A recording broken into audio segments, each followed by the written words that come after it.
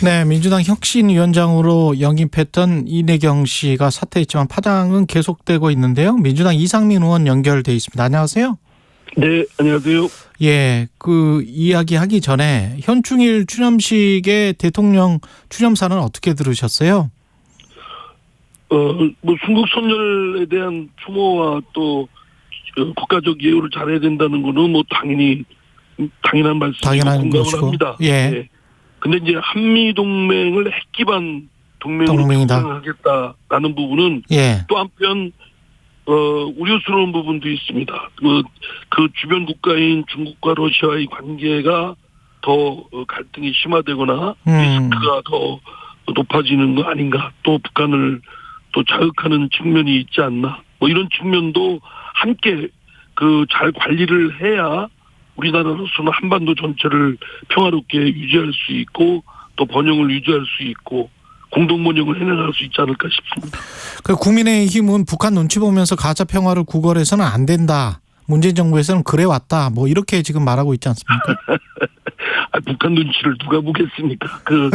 뭐 이미 국력이나 이런 데서도 차이가 나고 다만 우리가 형제지간에도 말썽 피우는 동생 아랫동생이 있으면 달래고 좀 이렇게 얼르고 그러지 않습니까? 또 때로는 용돈도 주고 뭐 사탕도 사주고 라면도 사주고 뭐 그렇게 하는 거지. 그게 뭐 눈치 보고 그런 겁니까? 그건 너무 과장이고 정략적 공격이라고 생각합니다. 예. 그 이내경 민주당 혁신위원장으로 임명이 됐었던 거죠? 9시간 만에 사퇴를 한 거니까.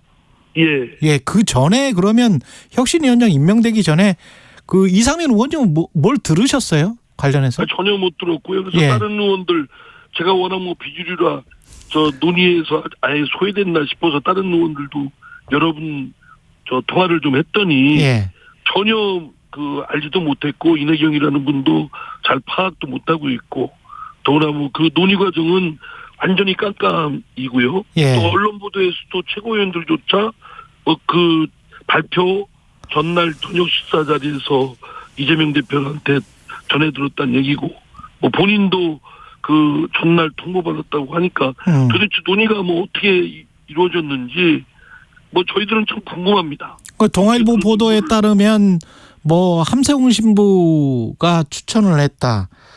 정청래 민주당 최고위원은 최강시사에 출연해서 이재명 당대표가 이내경 씨를 지도부에 추천했다. 이렇게 이야기를 하고 있거든요. 그러면 이걸 맞춰보면 함세웅 신부, 이재명 당대표 그리고 지도부의 추천 이렇게 되는 건가요? 순서가?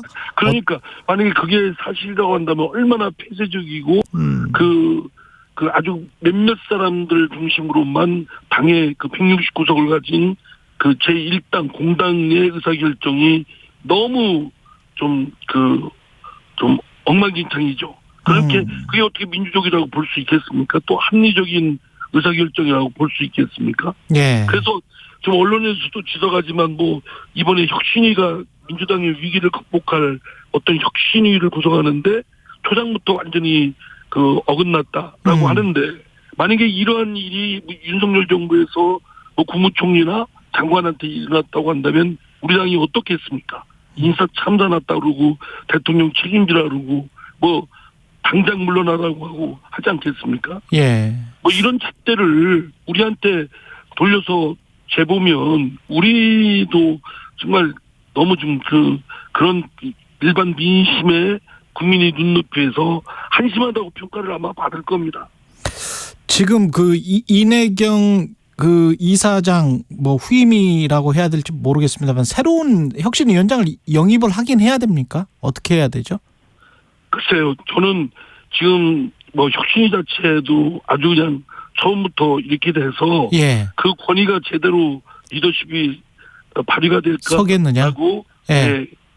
저는 첫째 이러한 의사결정을 이르게 된 이재명 대표한테 책임이 컸고 책임을 지게 하기 위해서 사퇴하라는 뜻이 아니라 이미 이재명 대표의 사법 리스크서부터 그 자신의 결함이 안고 출발을 했고 그 이후 여러 가지 리더십 발휘하는 중요 대목에서 제대로 발휘도 못했고 동봉두 사건이나 또 최측근 김남국 의원 코인거래에 있어서도 매우 부적절한 대응을 한 그 한계가 있기 때문에 예. 그게 이재명 대표의 결함과 한계이기 때문에 이를 제거하려면 이재명 대표 스스로가 퇴진하는 것이 저는 맞다고 보는입니다. 왜냐하면 이재명 대표가 아무리 혁신위를 구성한다고 할지라도 지금 이번에 드러났듯이 자기 쪽에 기운 사람을 하지 않겠습니까? 그건 뭐 본능에 가까운 것이고요. 예. 그렇게 되면은 이거 혁신이겠습니까? 자기 친정 체제의 강화이고 자신의 결함과 뭐 한계를 오히려 그걸 뜯어고치려고 하는 게 아니라 오히려 그걸 뭐 회피하려는 그런 것에 불과하기 때문에 오히려 이재명 대표의 리더십에도 위기를 더 증폭시키고 당에도 큰 부담으로 리스크로 작용하고 네. 그렇기 때문에 저는 줄곧 퇴진을 주장했던 겁니다. 그러면 이재명 당대표가 퇴진하고 나면 민주당은 어떤 길을 그 과정에서 어떻게 해야 될까요? 비대위 지금 당장 뭐 생각할 수 있는 여러 방안이 있을 수 있겠지만 어떤 당장 원내대표가 예. 최근에 선출됐지 않았습니까? 네. 그러면 뭐 원내대표가 대행 체제로 일단은 시작을 하겠지만 그다음에 이제 어떤 체제로 하는 거는 당내에서 좀 그 논의가 좀 본격적으로 공론화가 지금까지는 안 됐습니다. 왜냐하면 이재명 대표가 있는데 그걸 논의할 수 있겠습니까? 네. 그러나 이제 그러한 그 구조가 되면 당연히 당내에서는 어떤 이제 이런저런 의견들이 있을 테고 그런 여러 가지 의견이 논의 끝에 합리적인 결론이 도출될 수 있겠죠. 원내대표의 대행 체제. 근데 이게 마침 또 이낙연 전 대표가 돌아온다라고 하잖아요. 귀국한다고. 네네. 그게 사실은 또 박강원 원내대표는 이낙연 캠프에 있지 않았었어요? 저는 대선 때 있었던 걸로 알고 있습니다. 그렇죠. 예.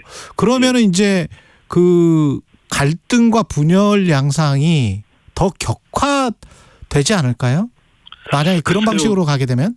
글쎄요. 저는 그럴 가능성도 뭐 완전 부인할 수는 없겠죠. 그러나 예. 저는 만약에 이제 이재명 대표가 그러한 용기를 내서 스스로 퇴진하는 길을 걷게 되면 당내에도 위기감이 더 많이 생길 거고 예. 긴장도 하게 될 거고 그래서 내부 분열이나 갈등을 오히려 최소화하는 그런 쪽으로 지혜와 역량을 모으지 않을까 싶습니다.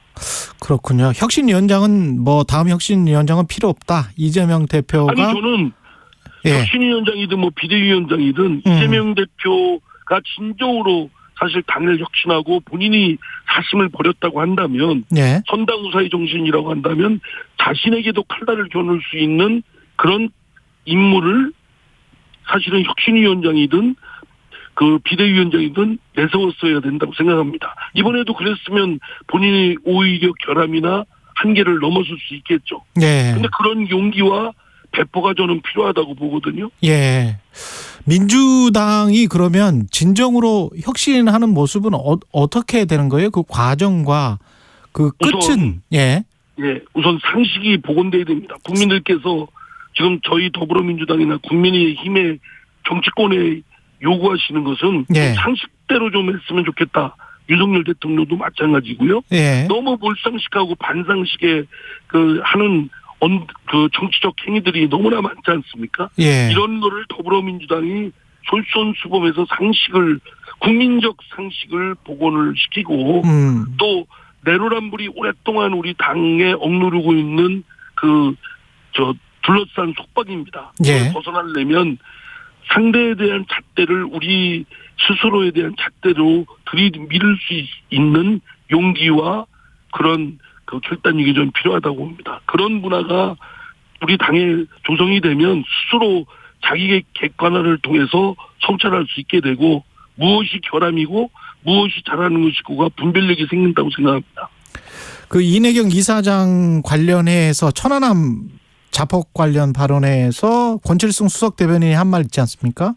그것과 관련해서 중징계를 해야 된다. 김기현 국민의힘 대표는 그렇게 요구하고 있던데 어떻게 생각하세요?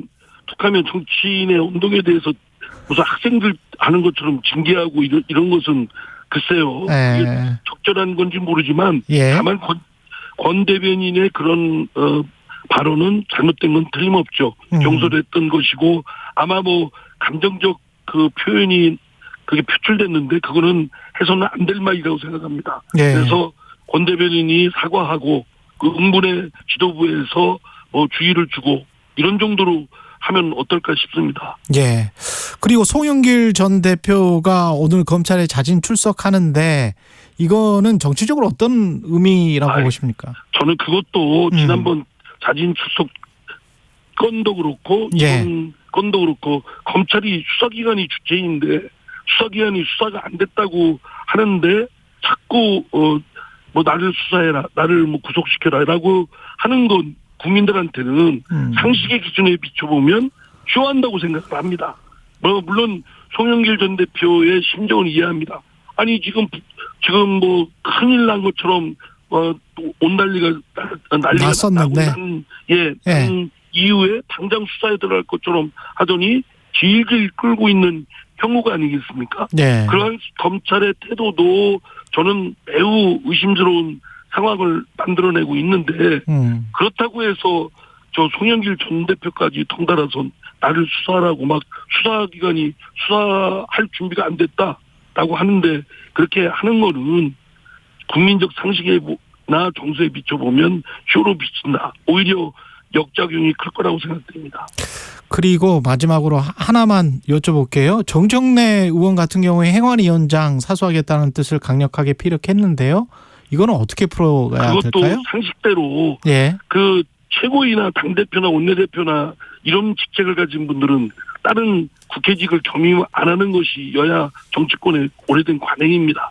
왜냐하면 한 사람이 그 당직이나 직책을 독식하는 것을 막고 여러 사람한테 기회를 주기 위해서 마련된 오래된 전통인데 그 상식을 특정인이 허물어뜨리면 저는 안 된다고 생각합니다. 그 정청래 그 최고위원이 그 최고위원을 맡고 있으니까 거기에 집중을 하든지 만약에 위원장을 그대로 하고 싶다 한다면 최고위원직을 사퇴하든지 그런 선택이 필요하다고 생각합니다. 민주당 이상민 의원이었습니다. 고맙습니다. 네, 감사합니다.